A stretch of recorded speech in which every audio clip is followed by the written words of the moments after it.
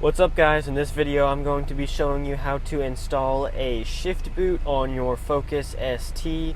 I'm going to be showing you on a 2013 and I'm pretty sure it's the same for the 14s too, but on the 15s up it's a little bit different process. You don't actually have to take off this trim piece that goes around. You can just grab from the inside of the boot and the boot will come out separate from this piece. But for the pre-facelift, you have to take off this piece too, and then remove the bolt from under the boot from underneath it. This is just a universal shift boot I got on eBay for like $10. It's suede with red stitching because I'm going to be doing some suede on my doors, so I figured I'd just get this to match. So if you're interested in this, I will link it in the description if it's still for sale. I'm not sure if it is, but they're all over eBay. Just look up suede shift boot and you'll get these, and it has a bunch of different color stitching, but I just got the red one. Pretty much the only tools you need. I have a microfiber cloth, just like a cheap one, to put around stuff so I don't end up scratching the carbon fiber or plastic, because we have to use a flathead screwdriver. You can use that and just kind of put it the microfiber around it. And then I also have like this panel puller tool, and that will, I'll just wrap that in this and then use it to pull this up, because this piece is a little hard to get out. But the first thing you'll want to do is unscrew the shift knob.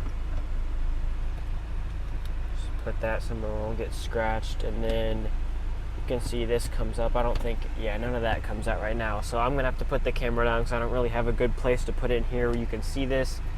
But I'll kind of show you how I pop this up slowly, and you got to just pop it around and be careful not to break it. So I started right here in the middle, and then I kind of moved this way until the clip right here popped. And once that popped, I kind of slid it this way and then popped up this one right here. And then now I'm just going to reach inside the shift boot and lift up on here and just pop it out all the way around. So here the trim is popped out. You can see it all kind of comes out as one piece, and you'll see this thing here slides out.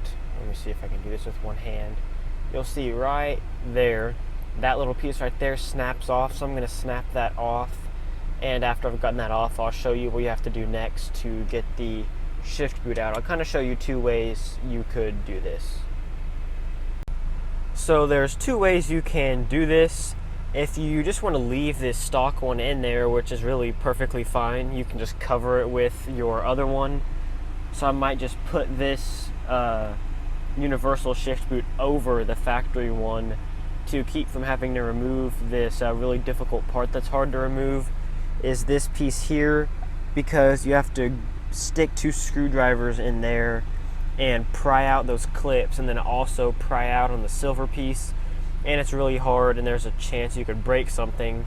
But if you do that, you can just take it out, it'll come out of the shift boot, and you put it in the new shift boot, and you could just have it put in there. Or what I might do is on this other side, you'll turn the other shift boot inside out and zip tie it around the bottom here, like right around there, which is probably what I'll do because it'll be easier to remove if I want to switch it out or something, and I don't have to cut up the stock one. But another thing, what you'll have to do this for both of them, but just pull all of these clips back around here, and you'll pull out this plastic piece that goes around here so you can get your trim off, and once that trim is off, you can take out the shift boot itself. So I decided I'm probably just going to take the reverse lockout out and put it in the new one, but you can see how I have these screwdrivers in there that pulls those plastic clips out. So now I can just push the silver piece through and then snap it into the new shift boot. Once you get it snapped off, the way I'm doing mine is I'm going to reassemble it like this. So now the stock boot I'm not taking out because it's too hard to pull off that bottom piece. So you pull it through the little reverse lockout thing and snap it all back together like this. And then what I'm going to do is put that boot around this inside out and put a wire around it right here, and it'll stay in that little lip, and that'll make it look like it's snapped in, but it's not actually. And then that's when I'll figure out how to put this all together and snap it back down onto that piece right there.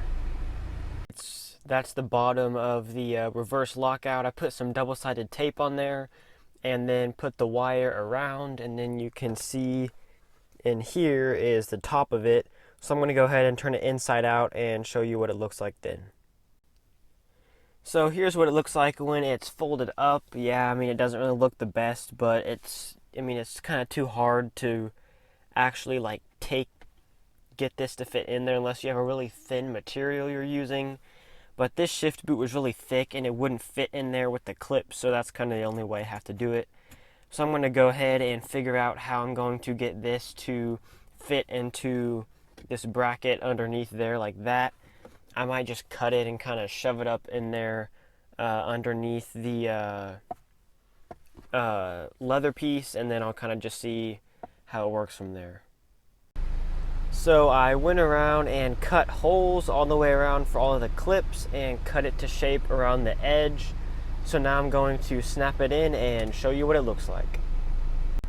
So it turned out okay, but I mean, I don't really know. If you have a thinner material that's not this suede, it would probably work a lot better because it'd be easier to get to go around here, and it would snap in around here a lot easier. And this was a universal shift boot, so I had to cut it a lot around here, and I might still try to cut it around here to try to get it to fit in better. But for now, it looks good. I like it. Adds the suede, which I'm going to be doing these door panels in either red or black suede soon. I just haven't really decided on if I want to do red or black. So if you have an idea on that, drop it in the comments. I'm not really sure what I'm going to do yet because the fabric shop I was going to go to is closed. So I'm going to have to wait like a week or two until they open back up and I can go look at what they have.